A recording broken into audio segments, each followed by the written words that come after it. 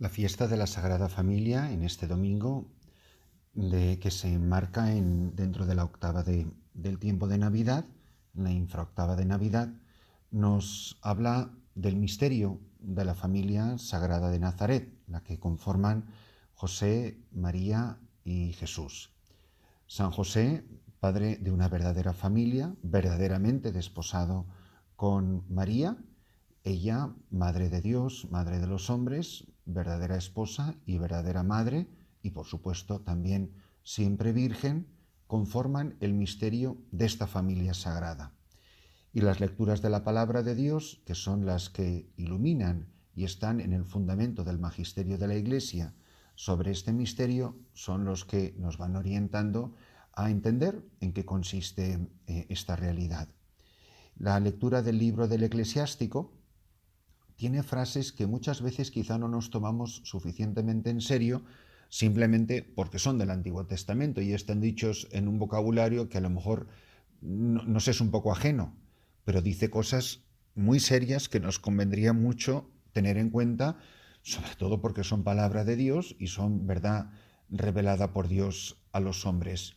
Y por eso expresiones como que el que honra a su padre expía sus pecados es como para tenerlo en cuenta. Es decir, que nosotros hacemos la paz con Dios, enmendamos nuestra vida, todo lo que tenemos que expiar de todos los pecados de nuestra vida, las veces que nos hemos confesado, a veces quizá no le damos importancia cuando hemos cuidado de nuestros padres, sido cariñosos con ellos, tenido caridad con ellos, sido atentos, en fin, lo que es la misión de un hijo hacia unos padres que se van haciendo mayores. ¿Hasta qué punto soy consciente de que eso tiene un valor de expiación para mis pecados y a los pecados de otras personas? Quien honra a su padre, al varón, expía sus pecados, que por supuesto se aplicará también a la madre. Y quien respeta a su madre es como quien acumula tesoros. Yo he pensado alguna vez que cuidando a mis padres he acumulado tesoros en el cielo, de esos que tantas veces habla Jesús, por cierto, en el Evangelio. Soy consciente del valor que esto tiene para la vida eterna, el haber sido buen hijo, el haber cumplido con mi misión de respeto, de cuidado, de caridad, de atención, de gratitud hacia mis padres. Dice, quien honra a su padre se alegrará de sus hijos y cuando rece será escuchado. Pero, Dios mío, si esto es una cosa impresionante, pensar que por la atención que yo le he prestado a mis padres, por la gratitud, por la caridad, por el servicio, en fin, todo lo obvio de lo que es nuestra relación con nuestros padres, que por ello, en premio, Dios va a escuchar mis oraciones. Cuando uno ve, por ejemplo, las desatenciones que hay en la vida hacia los mayores, hacia los ancianos, la falta de respeto a las personas mayores, cómo se les aparca delante de una televisión o cómo se les aparca en un asilo o cómo pasan tanta soledad las personas mayores, uno piensa, pero... Y luego yo soy católico y rezo y voy a misa y pretendo que Dios me escuche. Quien respete a sus padres tendrá larga vida, quien honra a su madre obedece al Señor. Y luego hay un mandato que por estar en el Antiguo Testamento no quiere decir que sea menos importante. Dice, cuida a tu padre en su vejez y durante su vida no le causes tristeza. ¿Hemos sido nosotros causa de tristeza para nuestros padres? Y esto, los que son mayores, no deben de pensar, qué bien, esto es como que me defiende a mí. Sí, pero tú también has sido hijo. ¿Tú fuiste buen hijo de tus padres ahora que tú eres anciano? Y esto se puede aplicar a otras paternidades y a otras maternidades. Yo pienso, por ejemplo, en la soledad de tantos sacerdotes ancianos que están aparcados en casas sacerdotales o en instituciones semejantes. ¿Cuántos sacerdotes que pasan estas Navidades solos? Ellos que han dado su vida en pueblos, en parroquias, en conventos, en colegios, que se han dejado la piel y la vida por los demás a cambio de nada, o por lo menos de nada humano, y que ahora en su ancianidad, cuando ya no son, entre comillas, útiles para la labor pastoral, ahí están simplemente esperando en una habitación solitaria, en una silla de ruedas, en un triste comedor, un 24 de diciembre, un fin de año. ¿Qué no pasará por la mente de estos pobres hombres? Pienso en tantas religiosas que han evangelizado por el mundo entero y que ahora sufren la terrible soledad cuando no les visitan ni siquiera sus familias. Muchas veces hasta sus hermanas de congregación, pues la tienen como un trasto que estorba o como... pues nos debería de llamar la atención la actitud que tenemos frente a esta mentalidad utilitarista que tenemos en las diócesis, en los conventos. Esto es por buscar otro tipo de paternidades que son igual o más de reales. Cuida a tu padre en su vejez y durante su vida no le causes tristeza. Muchas veces se puede causar tristeza por comisión, pero también por omisión, por el bien que no hemos hecho. Aunque pierda el juicio, sé indulgente con él y no le desprecies aún estando tú en pleno vigor. Pero vamos a ver, cuando nosotros no teníamos seso, cuando éramos niños, cuando éramos recién nacidos, ¿no tuvieron nuestros padres tanta paciencia con nosotros? Si fueron precisamente quienes nos enseñaron a hablar, si fueron precisamente las personas que nos enseñaron a balbucir las primeras oraciones, pues cuando un anciano balbucea, también nosotros tenemos que tener la actitud que tiene que corresponder con la actitud que ellos han tenido con nosotros. Por eso que para cada uno de nosotros estas lecturas que nos hagan un impacto, tienen una actualidad muy real en la vida para todos nosotros. Porque la compasión hacia el Padre no será olvidada y te servirá para reparar tus pecados. Otra vez la misma realidad. Por eso para nosotros estas palabras tienen que tener una fuerza grandísima. El apóstol San Pablo escribe a los colosenses y nos habla de las cualidades que nos debe de adornar y que esto sería ideal para vivirlo en familia. Qué maravilla sería como elegidos de Dios, santos y amados, revestidos de compasión entrañable, bondad, humildad, mansedumbre, paciencia. Dios mío, pero sí, ¿dónde se puede vivir esto mejor que en las familias? El Señor os ha perdonado, hacer vosotros lo mismo. Esto es lo que es una familia, que es una escuela de perdón, como lo es una diócesis, como es una parroquia, como es una cualquier, donde quiera que se dé una vida comunitaria. La familia, en definitiva, es reflejo del misterio de la Santísima Trinidad, Padre, Hijo y Espíritu Santo, que es la realidad fundante de toda comunidad humana, de toda comunidad cristiana, por supuesto. Y esta comunidad es la que tiene que ser reflejo del misterio de la Trinidad. Tres personas divinas que son diferentes en su personalidad, iguales en su dignidad y en su naturaleza. Es lo mismo que ocurre en la familia humana, en el matrimonio con sus hijos, o que ocurre en un presbiterio, que ocurre en una comunidad religiosa.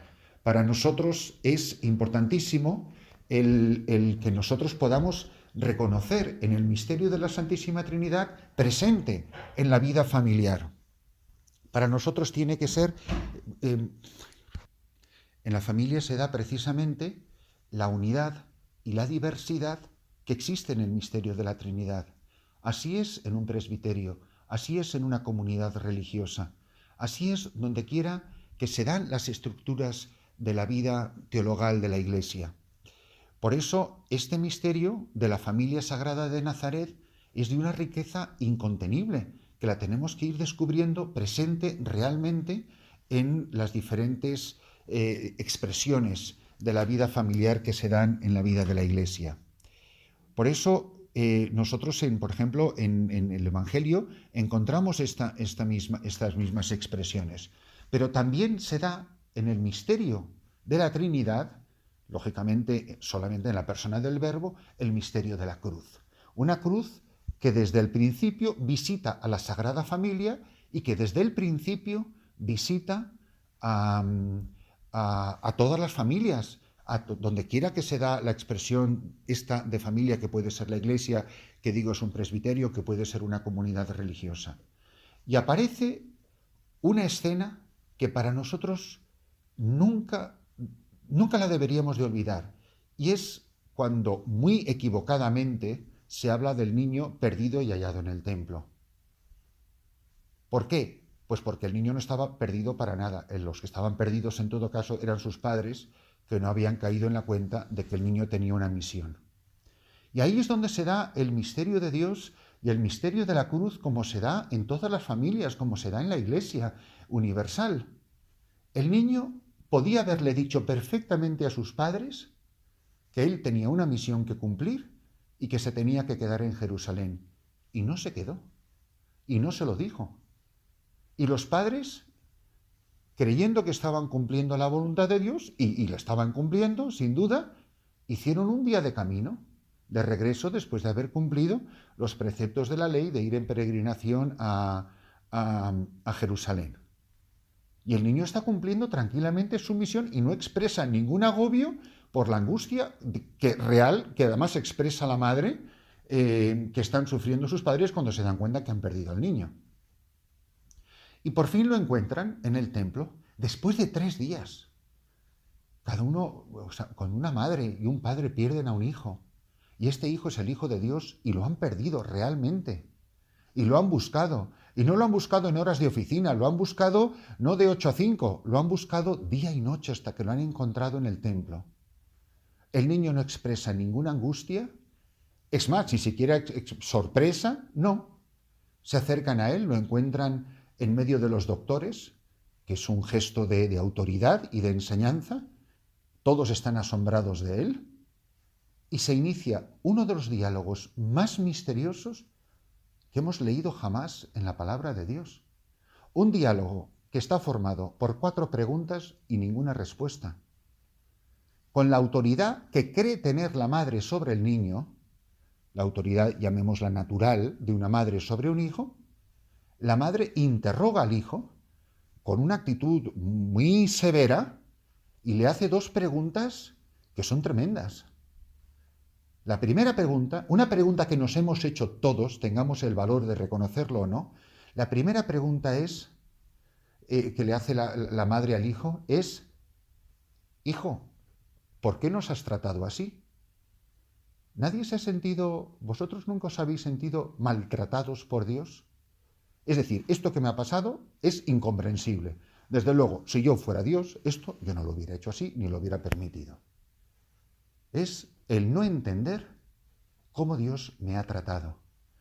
Y además habla en primera persona del plural, incluyendo, y luego lo dirá por su nombre, incluyendo a San José. No dice por qué me has tratado así, dice por qué nos has tratado así. Primera pregunta, ¿qué responde el hijo? Nada, porque cuando el hombre interroga a Dios, Dios no le da explicaciones jamás al hombre de sus acciones. Y le hace una segunda pregunta. Le pregunta: ¿no has visto que tu padre y yo, y se refiere a él como su padre, que tu padre y yo te buscábamos angustiados? La Madre de Dios, que se supone que lo tenía que saber todo, y que se sabía todos los concilios, y que se sabía el catecismo de Moria, tenía que haber entendido perfectamente este misterio de la vida de su hijo. Pues no. ¿Y qué le contesta el hijo a la segunda pregunta de la madre? Nada, porque el hombre no es quien para pedirle explicaciones a Dios. Es decir, la segunda pregunta es tremenda y es una pregunta muy existencial y muy nuestra. Le pregunta: pero, o sea, ¿tú has visto nuestra angustia? ¿Sabes que te hemos estado buscando 3 días y 3 noches? ¿Por qué nos has hecho esto? O sea, ¿tú no eras consciente de la angustia que tus acciones estaban causando? Y él no contesta nada y no da ninguna explicación. Ni pide perdón, vamos, como si Dios tuviera que pedirle perdón al hombre. Tampoco se excusa, ni explica, ni se excusa. ¿Qué hace Jesucristo? ¿Qué hace el niño? ¿Qué hace este niño de 12 años? Responde sí, pero responde con 2 preguntas. La primera pregunta es una pregunta que se nos tiene que clavar en el corazón y nos tiene que perforar el alma a todos. La primera pregunta que le hace es: ¿por qué me buscabais? ¿Y tú por qué buscas a Dios? La gente que va a un retiro, la gente que hace un discernimiento, la gente que va a una iglesia y se pone de rodillas a rezar. Yo, sacerdote, cuando entro en la capilla, día tras día tras día, y paso horas en la capilla, ¿yo por qué estoy en la capilla? ¿Yo qué busco? ¿Por qué me buscabas? Fijaros que esta es la pregunta que le harán los ángeles a María Magdalena en el sepulcro. ¿A quién buscáis? ¿A quién buscas? Es la misma pregunta que se repite continuamente. Es la misma pregunta a los discípulos. ¿Qué buscáis, Señor? ¿Dónde vives? Los discípulos de Juan. ¿Qué buscáis? ¿Qué queréis? Dios que le pregunta al hombre. Dios sí que le puede preguntar al hombre. Dios sí que os puede preguntar a vosotros y a mí. ¿Tú qué buscas? Y le hace una segunda pregunta, el niño a sus padres. ¿No sabíais que yo tenía que estar en las cosas de mi Padre? Vosotros deberíais de saber. Y termina la escena diciendo que se dieron la vuelta, bajaron juntos a Nazaret, que el niño crecía en edad, sabiduría, en gracia, y dice, importantísimo, y ellos no comprendieron. Y la madre guardaba todas las cosas en su corazón. ¿Por qué las guardaba en su corazón? Pues porque las cosas de la vida que entendemos las guardamos en la cabecita. Y las cosas que no entendemos las guardamos en el corazón. En el misterio de Dios, Trinidad, ¿cuántas cosas no entendemos? Y por eso lo guardamos en el corazón. En los vericuetos de la vida de la familia, ¿cuántas cosas no entendemos? Y las guardamos en el corazón. En las cosas de la Iglesia que no entendemos, ¿dónde las guardamos? En el corazón. Un obispo, un sacerdote, una religiosa, unos padres de familia, todo lo que no entendemos, lo guardamos en el corazón. Un problema matemático, lo guardamos en la cabeza. Es algo que domino. El misterio es algo que me domina a mí.